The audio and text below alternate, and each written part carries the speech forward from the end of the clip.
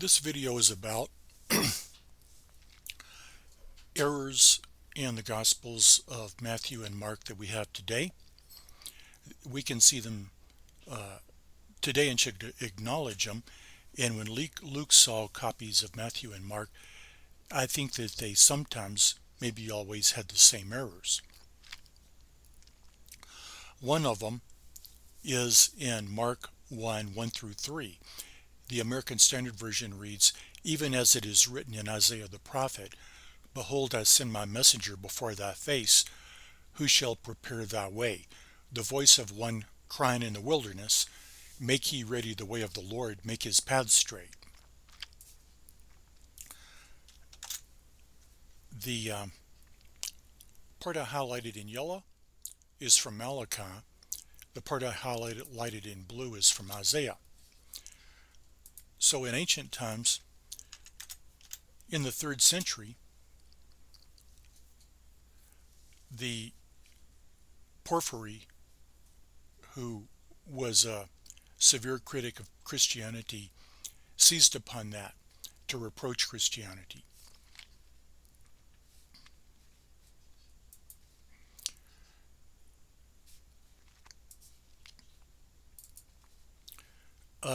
So my book reads, Jerome said in his commentary on Matthew 3:3 that Porphyry reproached Mark for thinking that a verse from Malachi came from Isaiah. Nathaniel Lardner translated from Jerome's commentary on Matthew 3:3.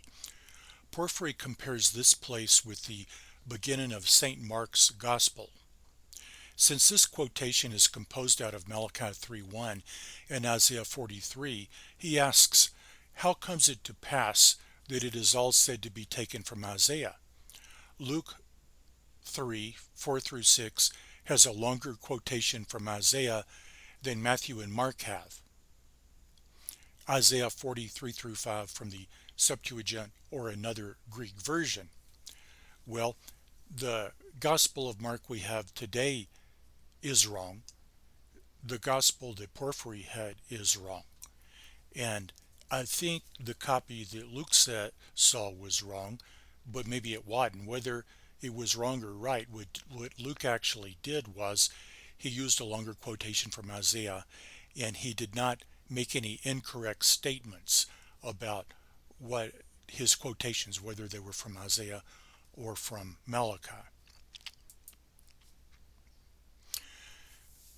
A notorious problem is the conclusions of Mark. There's at least 3 of them. I think most Bibles have the long conclusion. A footnote in the American Standard Version says, the 2 oldest Greek manuscripts and some other authorities omit from verse 9 to the end. Some other authorities have a different ending to the gospel. And so nobody can prove that the ending that is printed in modern Bibles is authentic. A third problem, and what probably happened, is that the original ending simply got lost, and we should acknowledge that parts of the Gospels could get lost. A third one concerns the parable of the faithful and wise servant, or steward. I have a section about that in my book, but I'll just read part of it.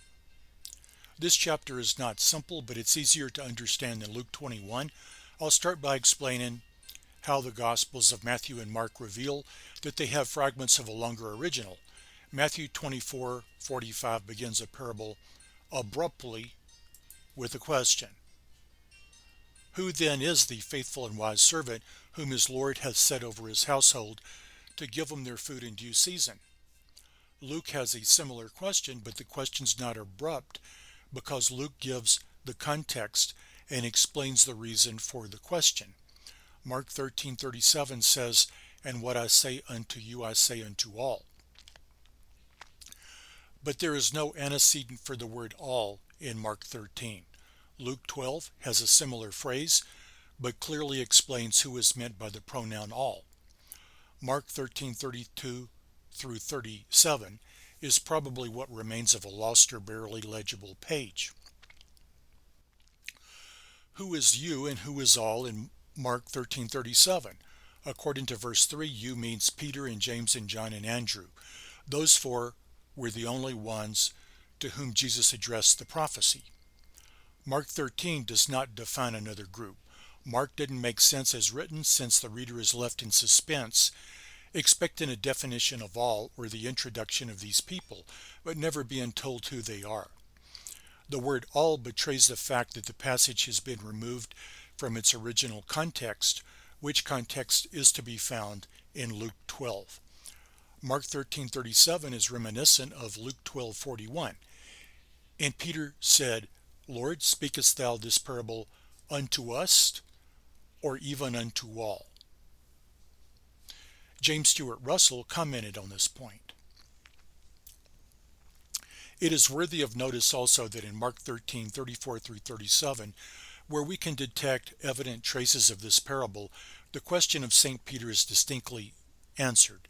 What I say unto you, I say unto all, watch.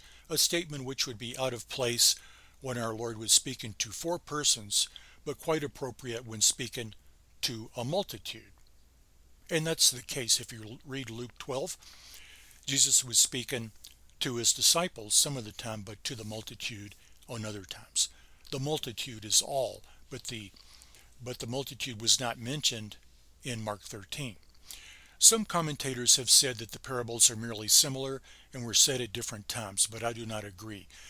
This parable is one of the major deviations of Luke from Matthew 24 and Mark 13, and I think that Luke deliberately left it out of Jesus' prophecy about the destruction of Jerusalem in Luke 21.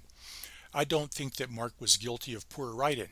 I suspect that Luke got most of the contents of his 12th chapter from now lost pages of Mark. He may have read a longer Mark than we have. Compare Mark 16:12 through 13, which may have once contained everything in Luke 24:13 through 35. And I'll make mention of that later. But if Mark really wrote the 13th chapter exactly as we have it, then it must be that Luke ignored both Mark and Matthew and got Luke 12 elsewhere. If Theophilus read the parable in Matthew 24, he might have looked for contextual clues for its meaning, and he might have mistakenly thought that the parable of the faithful and wise servant was part of the sign that the disciples asked about in Matthew 24:3. But I learned from Luke that the parable is interpolated or out of sequence in Matthew and is not a sign for the future. It was a serious warning that was immediately in effect as soon as it was given.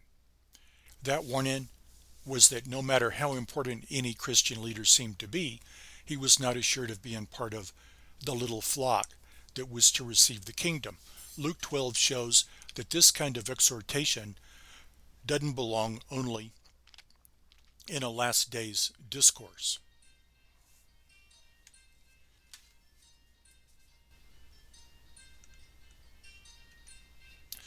Luke knew that Matthew 24:45 through 51 didn't belong with the rest of Matthew 24. He couldn't leave those verses in Jesus' speech about the end times.